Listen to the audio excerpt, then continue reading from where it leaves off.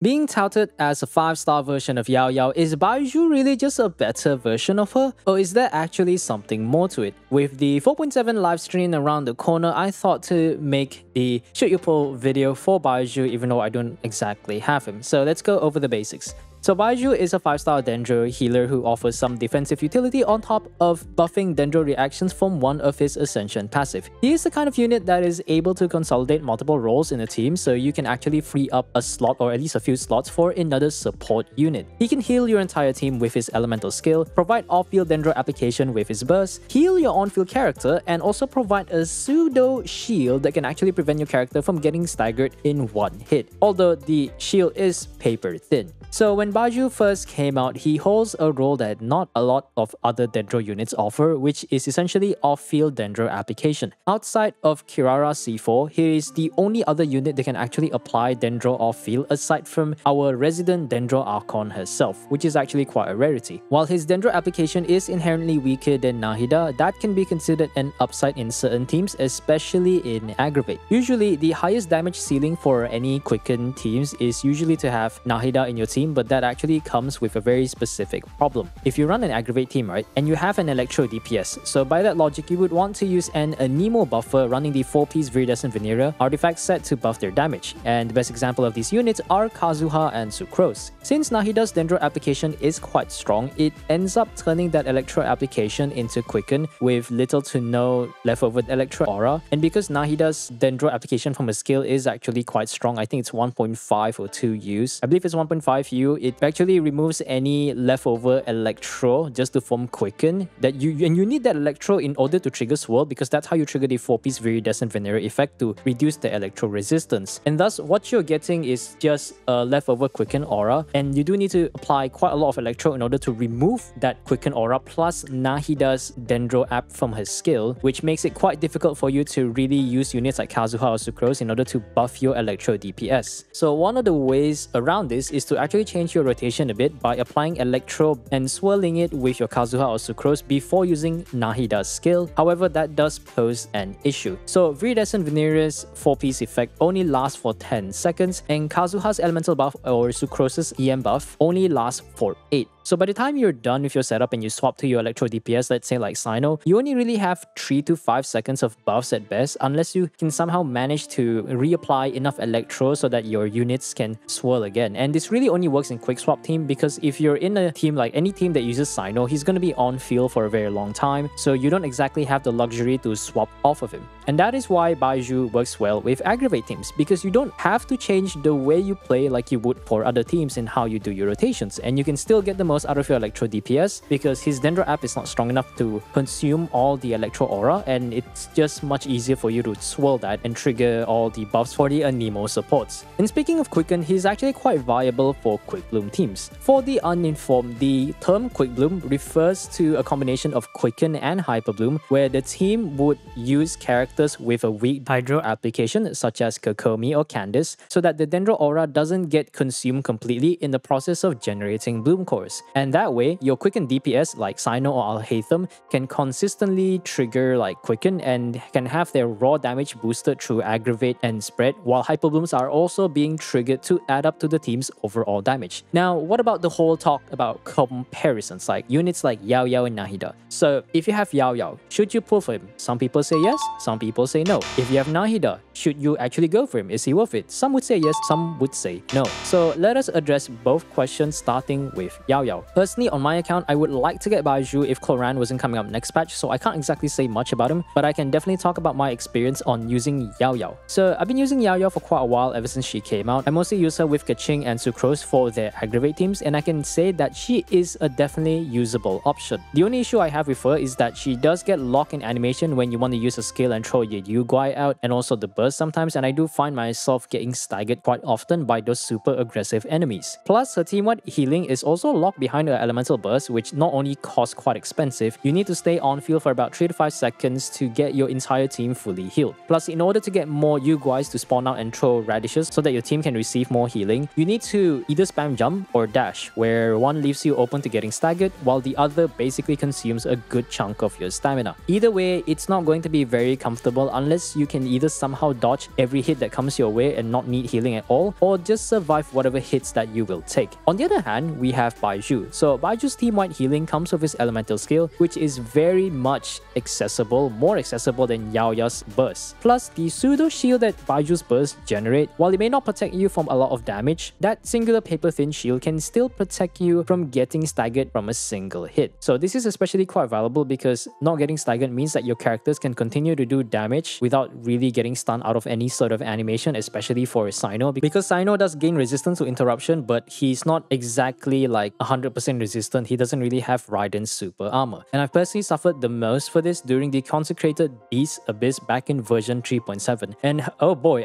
now I think about it, I really hated that Abyss with a passion. Like, the number of times I was recording videos of me running like a 4-star aggravate team or a Kaching aggravate team, and I had to swap to Yaoyao's burst to heal my entire team because everyone was constantly dying with the absurd amount of damage that the beasts were doing, and I can tell you it wasn't fun at all. And it absolutely does not help that not running a shield in that Abyss is akin to basically shooting yourself on the foot, because you have to deal with 2 waves of 2 consecrated beasts which are relatively tanky, moves a lot, they're also super aggressive, the damage they do is no joke either. So like the number of times where I would think to myself, and I wish I had Baizhu, like I've said this so many times that I couldn't even count how much I've actually had that thought until today. So if you were to compare him to Nahida, the same point still kind of stands. I already mentioned how his weak Dendro application gives him an edge, which allows you to swirl Electro with the likes of Kazuha and Sucrose compared to Nahida. Also, if you are running a Hyperbloom team, Kazuha and Sucrose can actually have their burst absorb Electro from the aura that is on the enemy, which means their burst can respectively trigger Hyperbloom. And since if you're running these Anemo support unit, you're very likely to run a full EM build anyways, which means that whenever they trigger any hits, they can actually trigger Hyperbloom, which ends up letting them do a lot of damage. While Nahida provides a stronger Dendro application and reaction buffing with the Elemental Mastery buff she gives from her Ascension 1, Baizhu provides a defensive utility if survivability is a problem on your end. Between the two, I would say Nahida would give a higher damage ceiling to your team at the cost of not having any sort of defensive options, while Baizhu will help you stay alive longer with a lower damage ceiling. So once again, we are back on the Genshin impact damage calculator, and the reason why I'm trying to show you this is because I want to really show you guys the difference between Baizhu versus Nahida in a simple Hyperbloom team. So as you can see, Cyno is set to be at level 90 with 999 talents. He's running the Staff of Scarlet Sands with EM Sands and the regular 4 gilded stats and stuff. I think I'm using a crit damage circlet. So I normalize it to be 200 CV, as always, 30 crit rate with 200 crit damage. Enemies level 100.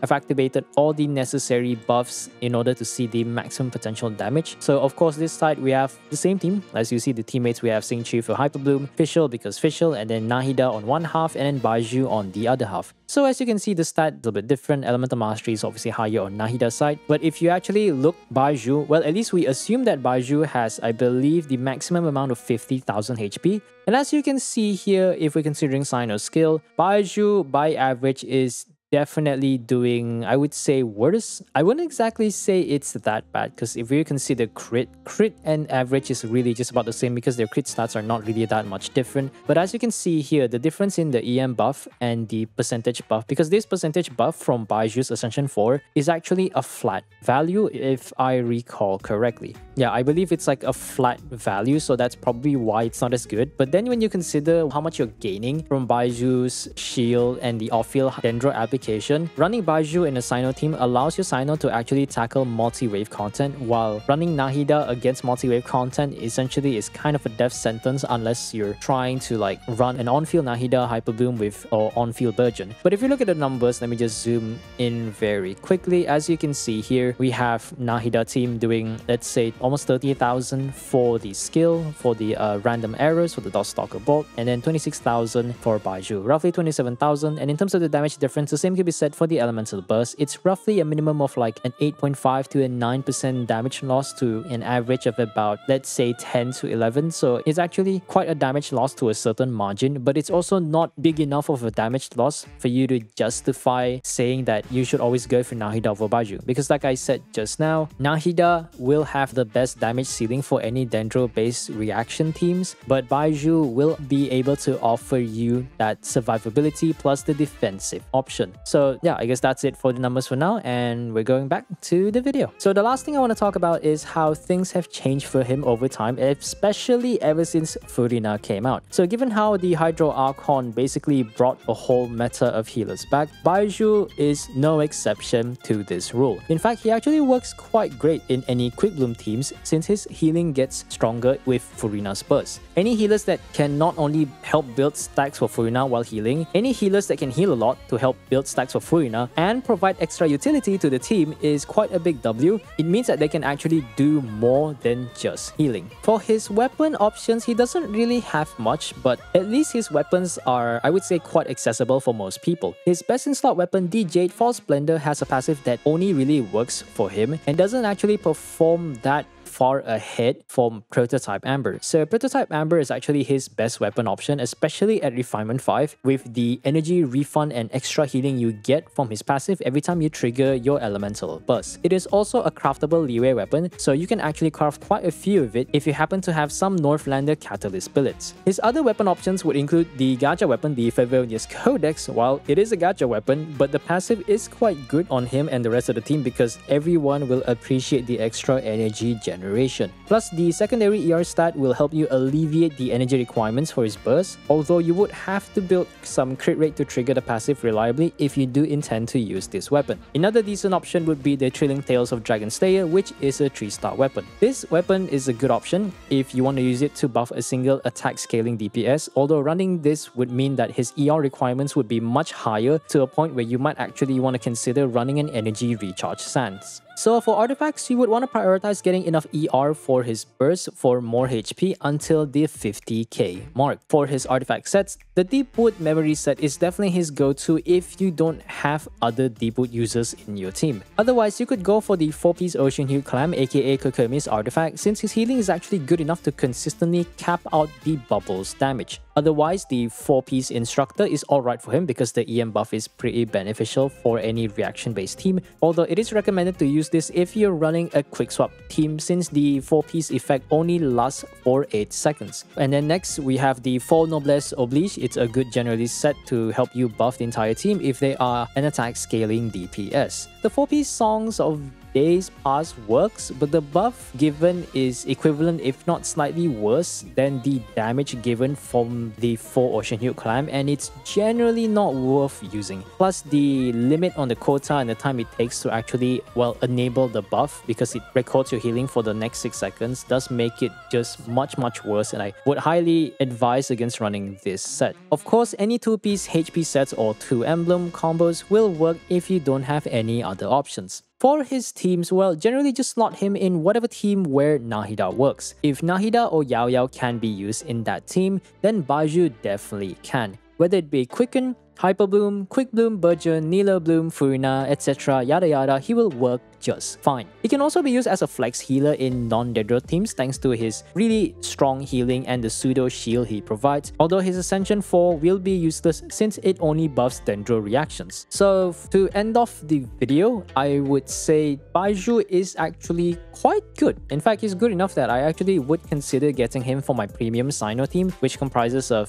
Nahida, Furina, Baizhu, and Cyno himself, because the thing about Cyno is that there's not really much characters, at least much Dendro units in the game that can actually consistently apply off-field Dendro application, and I feel like Cyno is probably the only person who prefers this because he stays on field for quite a long time due to the nature of how his burst will be lost if you actually swap off him. But otherwise, like, Baizhu is really just a defensive version of Nahida, and if you feel like your Nahida is reserved for Hyperbloom or a freaking Burgeon team on one side of the Abyss, Baizhu can definitely be your go-to if you want to run another Dendro team for the second side. As for the different tests, I would quickly like to thank one of my Twitch viewers, JackFrost17, for lending me one of his main accounts, and unfortunately the account does not have Cyno, so I couldn't really see the true potential of how well he was able to perform, but we'll just have to take things with a grain of salt. Anyways, I tested a few teams here and there. I'll just after this will be all the footages of the performance of the different teams that you see. The investment will vary because some characters are barely invested enough to actually clear Abyss, and to be fair, this Abyss is not exactly that friendly for aggravate teams, teams due to the shield check and the limitations and the number of multi-waves, but I think overall in other abysses, I think a lot of these aggravate teams can perform pretty well. Anyways, I think that is it for now. As usual, do the usual, interact, like and subscribe for more content, and I hope you guys enjoy the footage that you're about to see. And from there, if you've made your decision on whether you want to pull for Baizhu or skip for potentially Cloran or Siegewin or whatever characters that's rerunning on next patch, let me know your decision down in the comments section below. Anyways, enjoy the gameplay and I'll see you guys in the next video. Peace out.